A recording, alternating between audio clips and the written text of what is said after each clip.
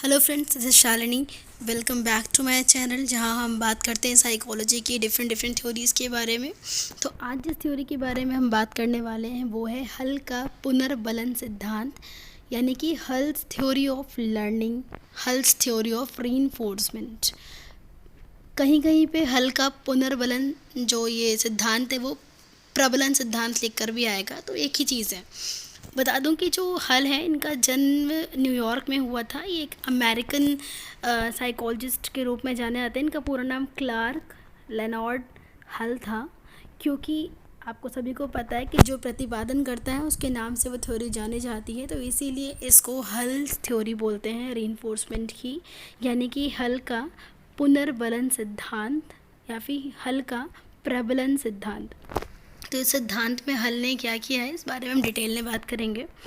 तो मैं बताने चाहती हूँ कि जैसे कि हमने कहा था, इससे पहले हमने बात की है कि जब कभी हम कोई क्रिया करते हैं तो या तो हमें कोई रीइंफोर्समेंट मिलता है बाद में, या हमें कोई पहले स्टिमुलस मिलता है। लेकिन इस थ्योरी में हल ने इस थ्योरी को बताया है, तो इसको कई नामों से जाना जा रहा है अपने इसकी डेफिनेशन की वजह से।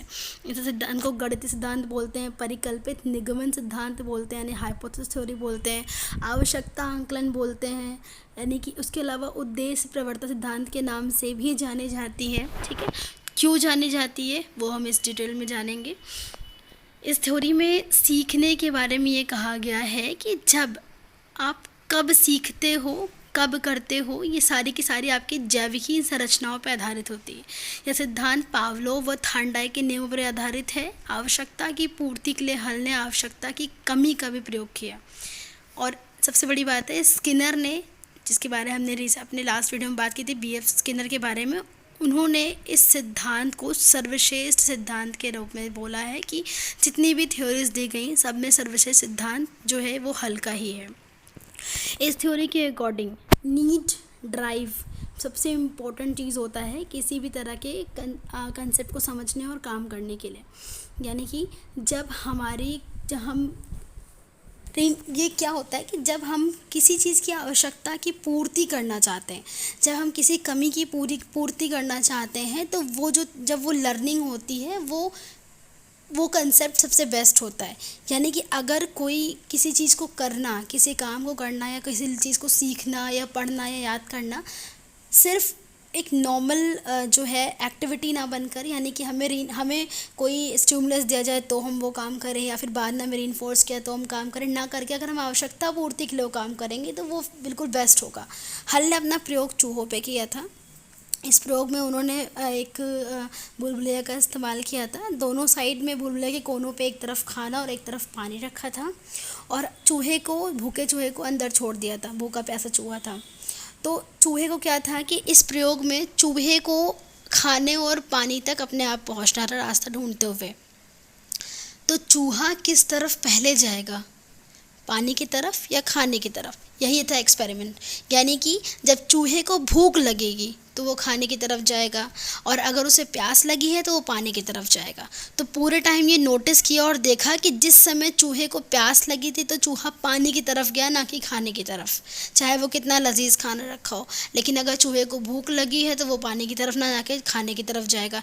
इससे पता रहा कि नीड उसकी फूड या वाटर थी, उसको किस चीज़ ने आगे भेजा। या तो उसे भूख लगी होगी, ड्राइव, आवश्यकता क्या थी, या तो भूख या तो प्यास, और उसको उस अपनी ड्राइव को, उस अपनी जो है चीज़ को ख़त्म करने के लिए उसने या तो खाया या तो फिर पिया। तो इस सिद्धांत से प्रूफ हुआ कि अगर जो नीड होती है, आवश्यकता आती है, हम उसी को पूरे करने के लिए अपनी क्रियाएं करते हैं।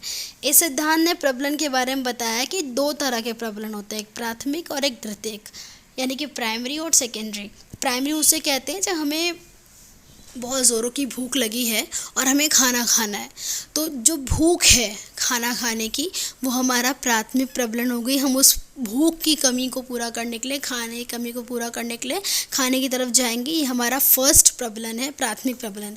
लेकिन जब हम खाना खाने के लिए उठते हैं, हमारे सामने थाली में खाना सज जाता है कि आके डिनर कर लो, या फिर हम कहीं रेस्टोरेंट में जा रहे हैं, बाहर जा रहे हैं खाना खाने के लिए, तो खाने को देखते ही या खाने के करीब जाने के बाद एक ज़ोर की भूख बाहर निकल के आती कि बस अब तो खाना आ गया, बर्दाश्त नहीं हो रहा है। तो जब भूख रहते हुए दोबारा से एक भूख उठती ना, तो उसको बोलते हैं द्वितीय प्रबलन।